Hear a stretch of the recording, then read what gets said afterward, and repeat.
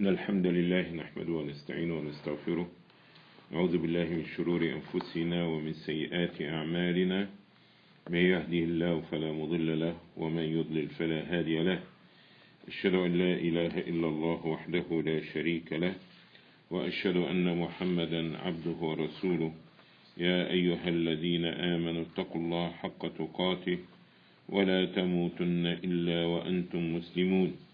يا أيها الناس اتقوا ربكم الذي خلقكم من نفس واحدة وخلق منها زوجها وبث منهما رجالا كثيرا ونساء، واتقوا الله الذي تساءلون به والأرحام إن الله كان عليكم رقيبا. يا أيها الذين آمنوا اتقوا الله وقولوا قولا سديدا يصلح لكم أعمالكم ويغفر لكم ذنوبكم، ومن يطع الله ورسوله فقد فاز فوزا عظيما. أما بعد، فإن أصدق الحديث كتاب الله، وخير الهدي هدي محمد صلى الله عليه وسلم، وشر الأمور محدثاتها، فإن كل محدثة بدعة وكل بدعة ضلالة وكل ضلالة في النار، وإنما توعدون لآت وما أنتم بمعجزين. Greet you all with the greeting of Islam. Assalamu alaikum wa rahmatullahi wa barakatuh. I'd like to welcome you all for continuation of our series reviewing the book مختصر منهاج القاصدين Imam Ibn Qudam al-Maqdisi rahmatullah alayh. This is a book of the methodology of the seekers, and what we're doing here is that we, after the book been translated, we try to compare the translation to the Arabic version and make sure that nothing is missing before we, inshallah, by the will of Allah, publish the book. And this will be the 12th class tonight for the reviewing. Tonight we still have a chapter related to the azkar, the remembrance of Allah and certain duties in different times and different occasions. And it talks about that as-salik li tariq al-akhirah, the seeker of the hereafter, he have to be one of the 6 conditions. Is this what you have there? What is the word say stop? Yeah. What does Hassan al-Basri.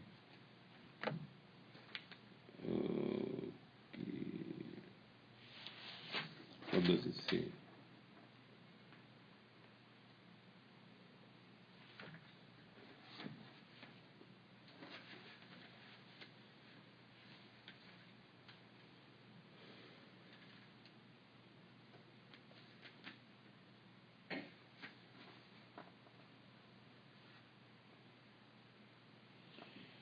Last thing that we were discussing, that the seeker of the hereafter, after he finished the tahajjud prayer at night, let him seek in Allah's forgiveness.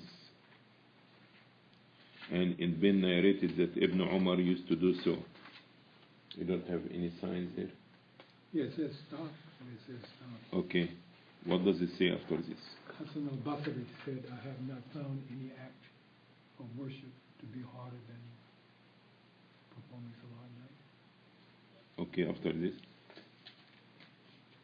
It said,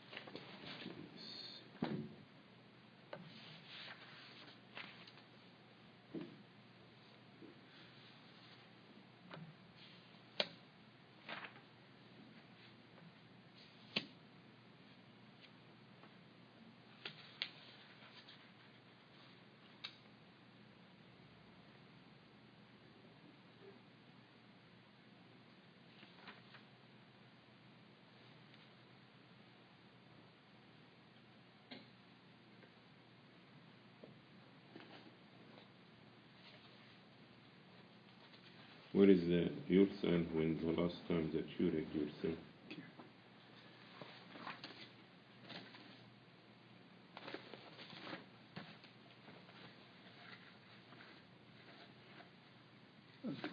Part 2, I read that, and the stop is.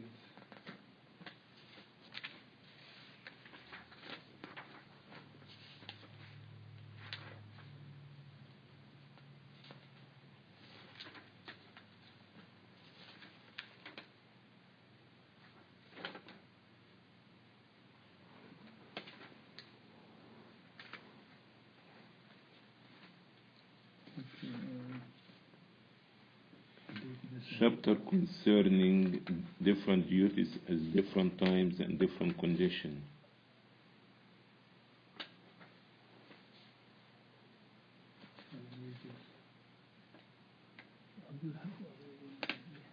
Okay, the last thing I read was Page number 12 or 11, is it? yeah, okay. Okay. Yeah, right here is where I stopped. Okay. We went after you for one class.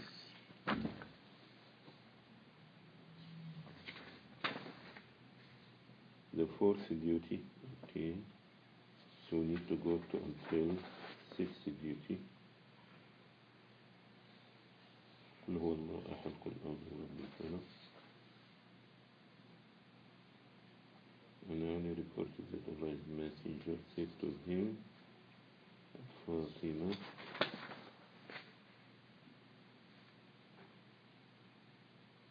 and Abu Huraira, the Muslim reports that the Prophet sallallahu alaihi wasallam going to bed, then when wakes up the Hajjud, he says the dua. Okay. Remember Allah the fifth. Okay, so where is the sixth? Okay, let's see, is this the sixth duty?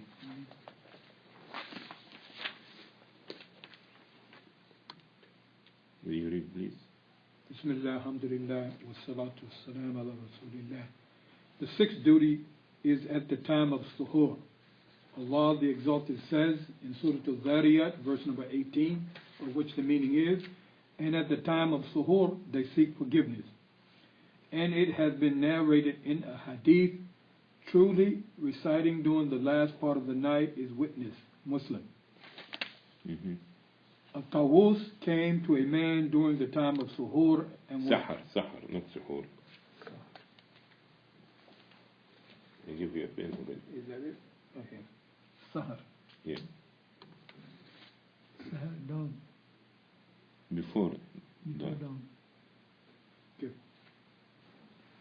Sahar. A man came to Tawus During the time of Sahar and told him, they are sleeping. So he said, I do not think that anyone slept at the time of Sahar. So if the seeker finishes his salah during the time of Sahar, then he should seek Allah's forgiveness.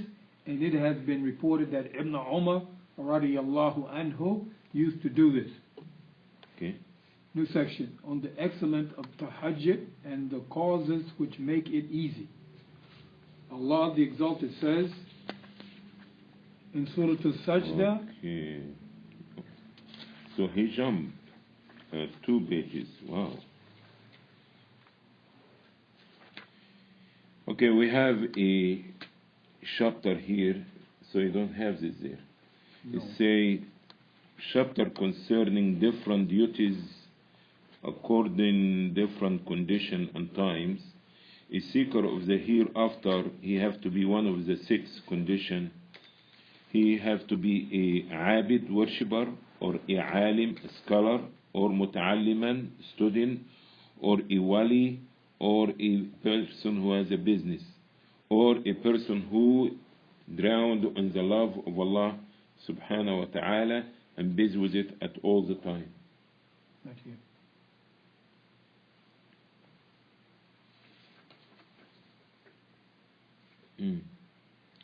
So this is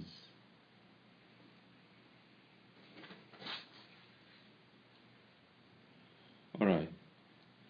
Say as for the first one, which is abid, that means people who approach in the hereafter, is going to be one of these 6 people. That a person who worships Allah, alright, that means a person who fulfills duties of Islam but is not knowledgeable. A second person who be a scholar. A third person, he may be to be a student. A fourth person, or a person can be a wali of Allah, a friend of Allah, or a person who adopt a occupation, or a person who deep down in the love of Allah. So this is 6 kind of people. The first type of people, okay, is the abid, and the person who is totally devoted and so busy and occupied in worshiping Allah. And this person is supposed to remember Allah subhanahu wa ta'ala with the different dhikrs that we mentioned before. Those who worship Allah among the Salaf, it used to be different. Some of them, they used to spend most of their time in recitation of the Quran, to such a degree they used to finish the whole Quran in one day. Or sometimes they may finish 2 Quran in one day, or 3 times in one day. Some of them, they used to glorify the name of Allah.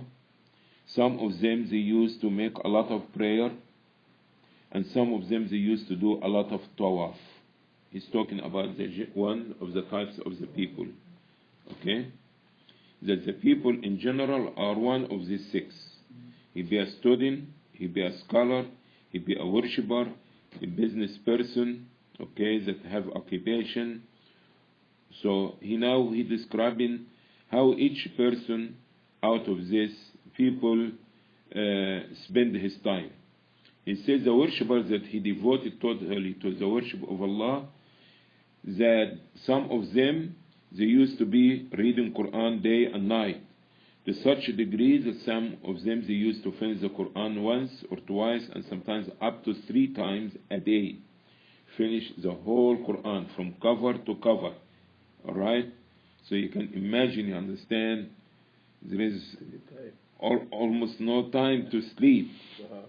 Because if you have 24 hours a day, and even if you sleep only 5 hours, okay, give another 2-3 hours between making salah, using bathroom, making wudu. So this is 8 hours. So what is left is what, 16 hours? 16 hours though, and you want to finish 30 juz of the Quran. So for somebody to be finished it even one time, this is, to me, is, I don't know how to can. I barely finish it one time in a month. Astaghfirullah. But it says some of them, they used to occupy their time in the glorification of Allah subhanahu wa ta'ala, making tasbih. Okay? Some of them, they used to be making too much salah during the day, and some of them, they used to do a lot of tawaf around the Kaaba. So for somebody like this, which the best for him to spend his time, you have to know that the recitation of the Quran in salah, standing up with reflection, this will be combining all this kind of ibadah. But perhaps it became so hard on the person. So it's time that it's better for you to change and shift between different things. The purpose behind all the duties and the remembrance is elevation of the iman and purification of the heart. So a person who's seeking the hereafter, he has to reflect and think which one really has more impact on his heart, without making him restless, and he can keep with it. So if you felt that that you incline towards more recitation of the Quran, and this is helping your iman and elevating your feeling about Allah subhanahu wa ta'ala and the taqwa. So stick with Quran. If you feel that tawaf is more good, you understand, helping you, do more tawaf. But the main thing, keep with such thing as long you don't feel that you get exhausted, you don't like it, you don't care for it anymore.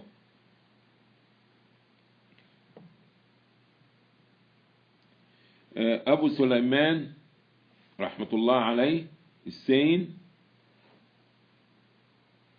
if you found the presence and the focusing of your heart in standing up, so don't to go to ruku'. Keep standing and keep reciting. Okay? So if you found it more tranquility in the ruku', so spend more time in the ruku'. Do not rush and raise your head. Alright? Now, as for the second type of person who's seeking the hereafter, he can be a scholar, and the people will benefit from his knowledge and his fatwa, because he's teaching, he's making books, he reminding the people. So how is this person going to make his duties during the day? This is different from the abid, the person who worshiping, because the scholar, he need more to keep up with the information and keep reading and making books for others to benefit. So he spend more time in this. This will be more rewarded after he fulfill the basic duty. So he made your fard salah, the 5-time prayers. So instead engage in optional prayers, this will be more beneficial. Why? Because you benefit in yourself and you're going to benefit others. But keeping making salah, you only gaining reward for yourself. So it said for the scholar will be better for him to study and to teach, because this will be beneficial for the others.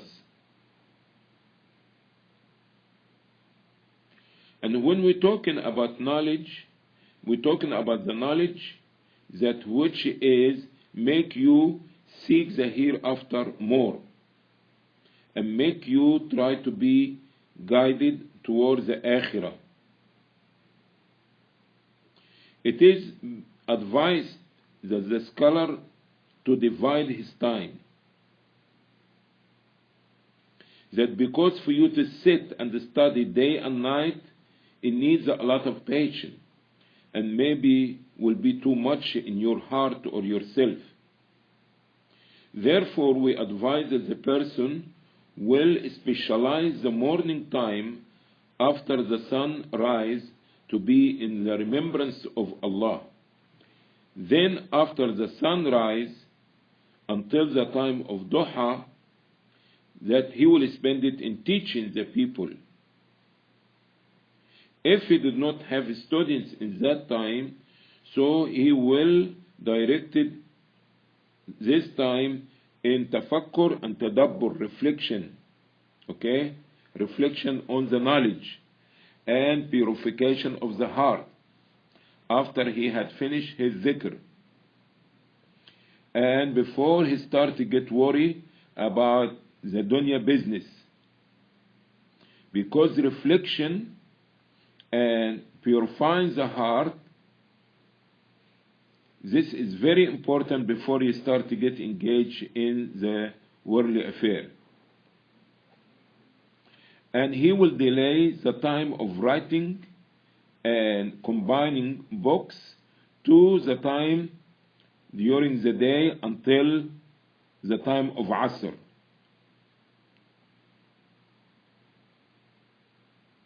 And not to stop unless he have to eat, or that he have to renew his wudu, or that he may need to take a nap.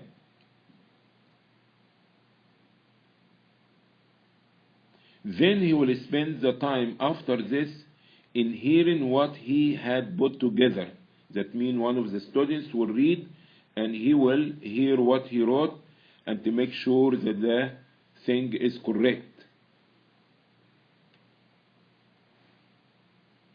Then after this, he will get busy before sunset, okay, with the istighfar, seeking Allah's forgiveness and glorification. So that means he will go between action with the tongue and action with the heart and action with the eye and the hand by writing, and also action and ibadah by listening, and action by the eye and the hand in copying,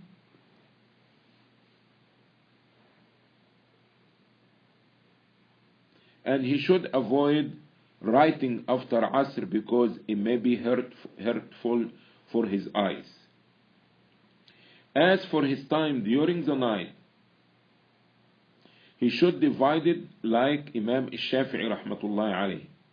Imam al-Shafi'i, may Allah send mercy in his soul, he used to divide the night to 3 parts.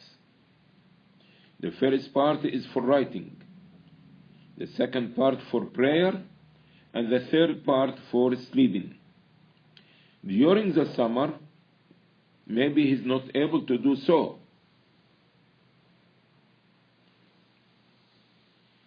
Perhaps he will have more sleep during the day. Now we go to the other type of people, which can be student of knowledge. If this student of knowledge is one of the seeker of the hereafter, so the best thing for him to do is to learn and study. And this will be better for him than making dhikr an optional.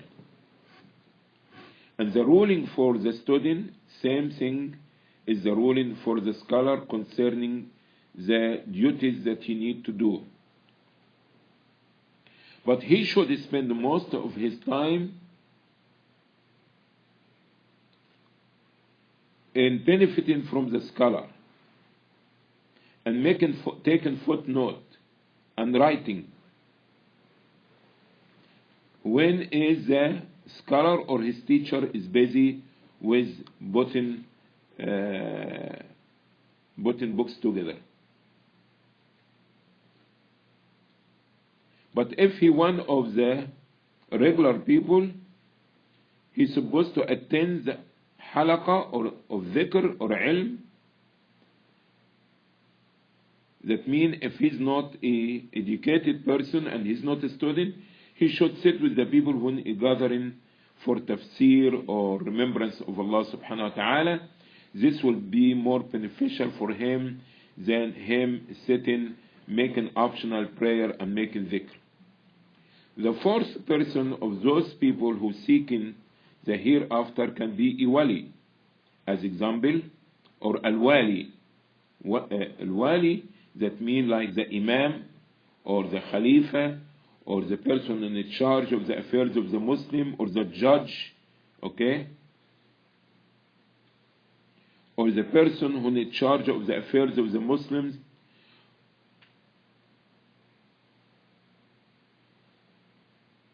So for him to spend his time serving the Muslims and making sure that their affairs run according to the Sharia, this will be much rewarded for him than occupying himself with the remembrance of Allah. Because his ibadah, it will benefit others. Okay? So the judge, when he go, because otherwise the people will be fighting and arguing, disputing, and maybe even killing themselves. So instead of him sitting and making dhikr and reciting Quran, now it is better for him to spend his time serving the Muslim community. And since that means because the benefit of this is not only for himself, okay, but it will help others, members of the community. So during the day, he should only focus about the obligatory acts of Islam. Then he will utilize the rest of the time to what? Benefiting the Muslims. And he will be satisfied with the Qiyam al-Layl. Okay? So he's saying that the people, everybody have to see what is his occupation. Are you a scholar? Or are you a student? Or are you a judge? Okay? So everybody have to see how he can utilize his time in the best way. As for the person who has occupation and he's in need to earn money for himself or for his family, we could not obligate him and tell him spend your time in the ibadah, but he will spend his time in earning the halal dollar, and in the same time he can be remembering Allah while he's doing his work. So when he made sufficient for his day, for him and his family, he should stop and go take care of his family and his ibadah to Allah. The sixth person, a person who's deeply down in the love of Allah subhanahu wa ta'ala. This person, his duty or wazifa after fulfilling the obligatory acts is making the heart presence in the ibadah of Allah.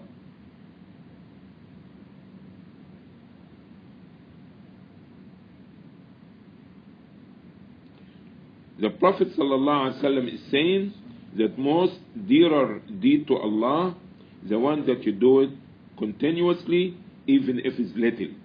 Okay?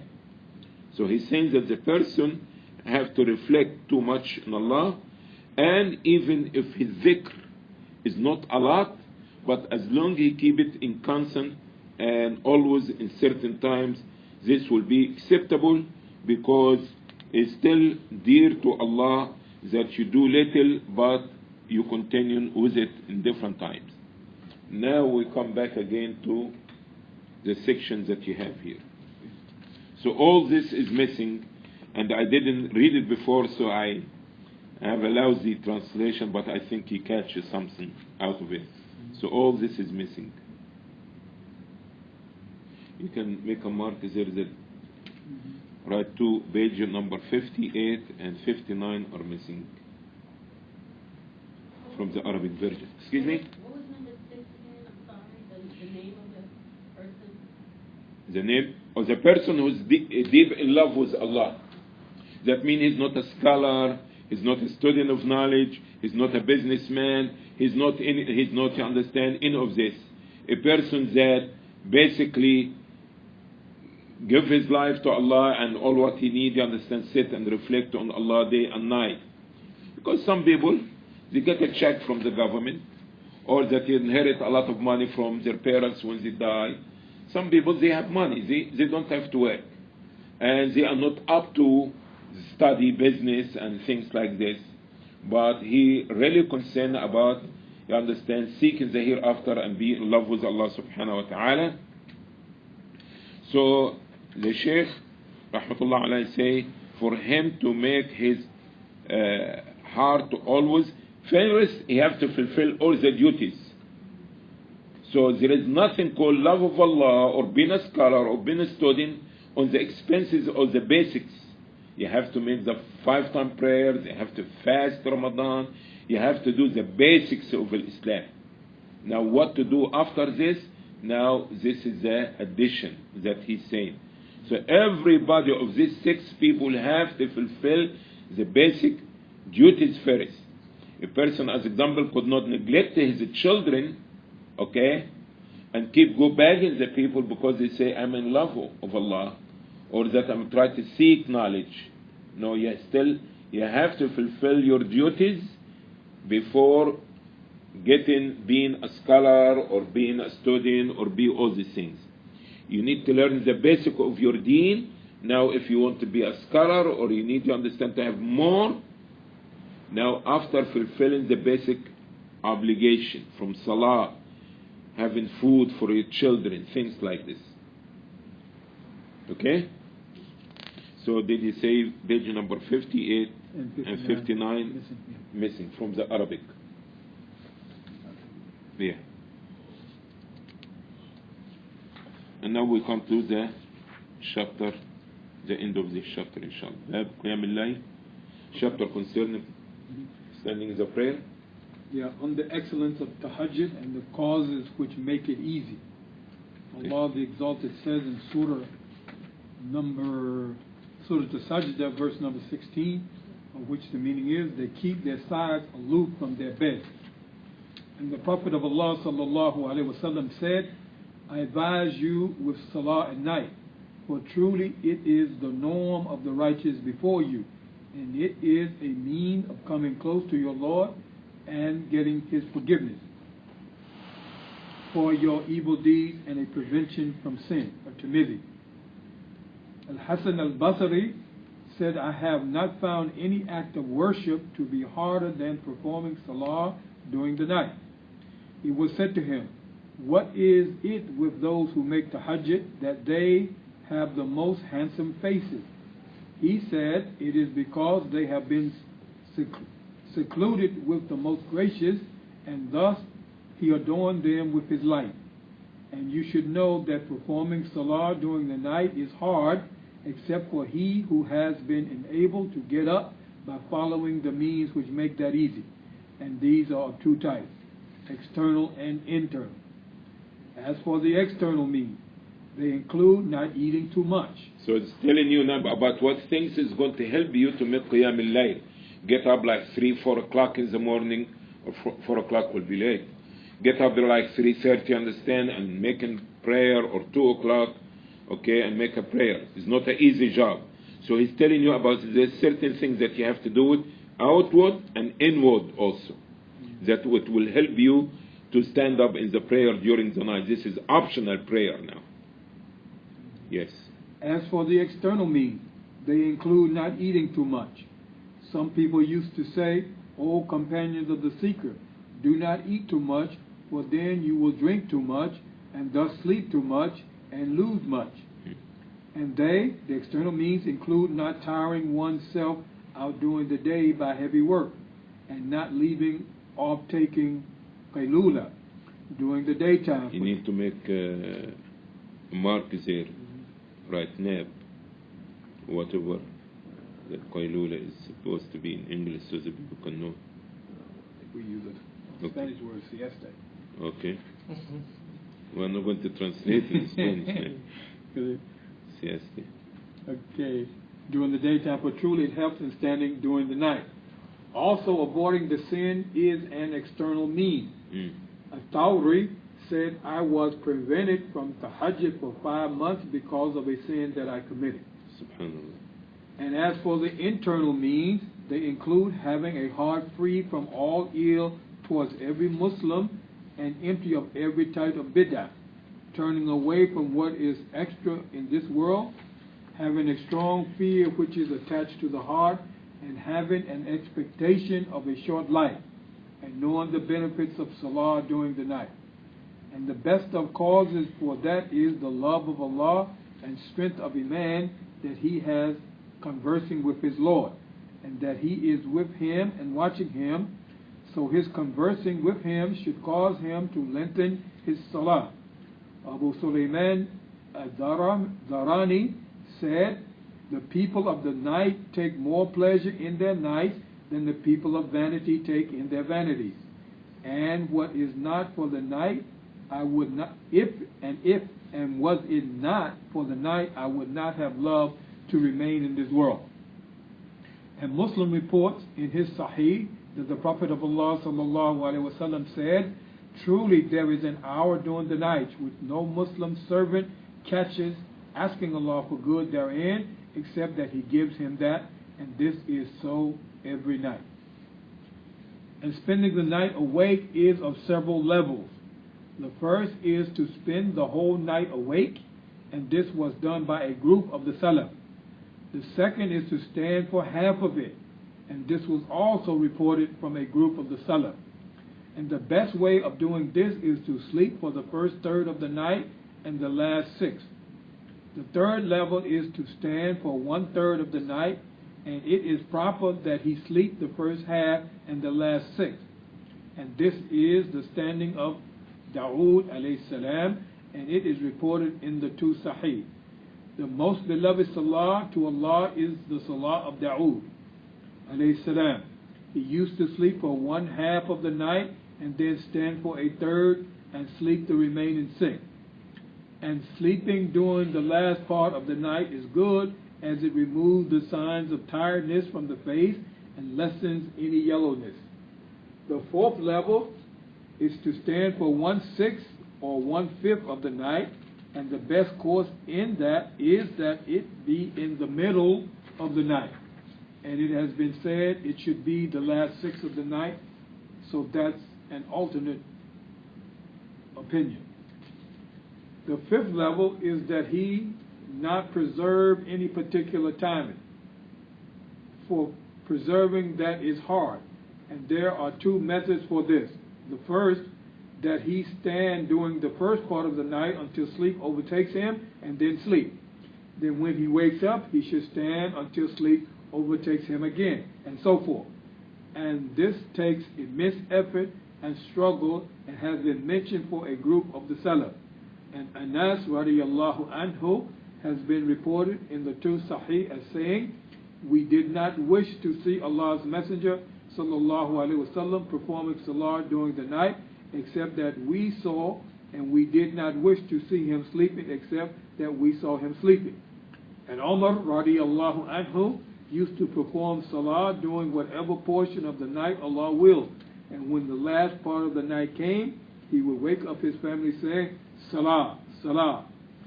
And Dahak said, I have met people who were too shy in front of Allah to lie down for long. The second method is that he sleep for the first part of the night.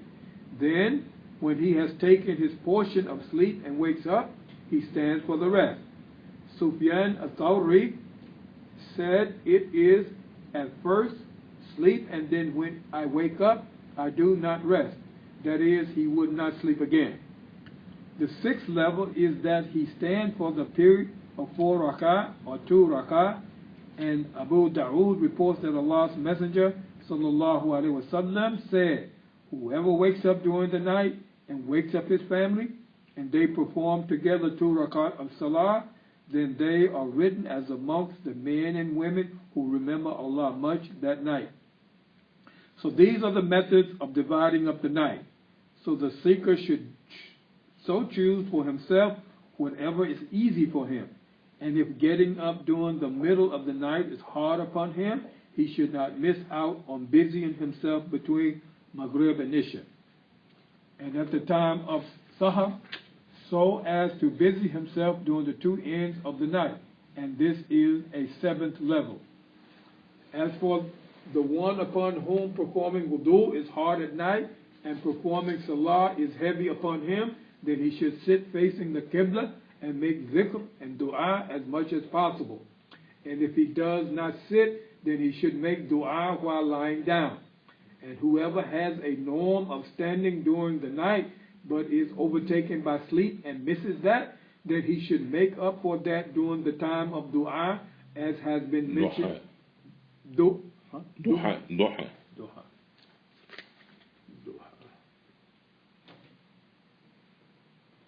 Okay. Then he should make up for that during the time of duha, as has been mentioned in a hadith. And the one who normally stands during the night should beware of leaving that.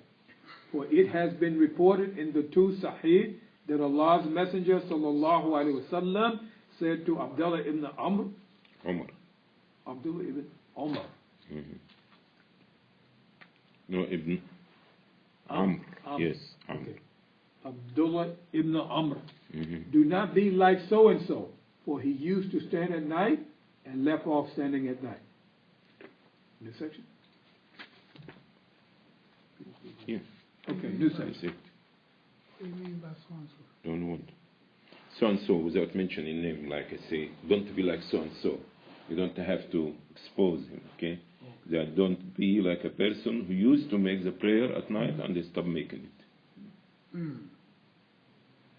Section on the differences of people in regards to the duties. You should know that the traveler upon the path of the hereafter does not escape from being in one of the 6 situations. Either he must be one devoted to worship, an alim. Hold it. What's this? This is what was missing. Yeah, it's in the wrong place. Okay. Yeah, this is it. Okay, how much?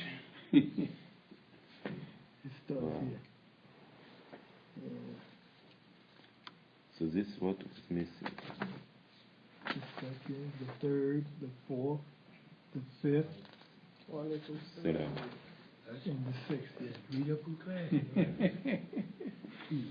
Alright, so we're going to stop here inshallah and we can pick it up for next time. Before you stop, what was the second thing to spend the night awake? What was number 2 after that? After we first started the different levels. The one that stands at half of the night? Okay, yes, that was there. Alright. سبحانك اللهم وبحمدك نشهد أن لا إله إلا أنت نستغفرك ونتوب إليك and Allah knows best. So right here missing. This is the missing. The missing part. We're going to read it inshallah at the school. So you don't have another class on that tomorrow? Next year inshallah. Next year? Come on, shit. Because I was thinking we just having come Tuesday and Thursday. Okay, inshallah. What's tomorrow? Sunday? Yeah. Inshallah, to my best. Sure. Make sure you be here. Huh? I'll be here. Don't be like so and so.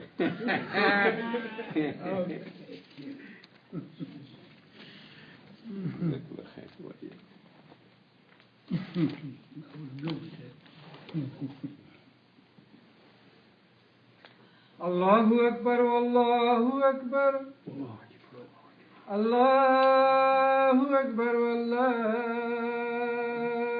Akbar. أشهد أن لا إله إلا الله أشهد أن لا إله إلا الله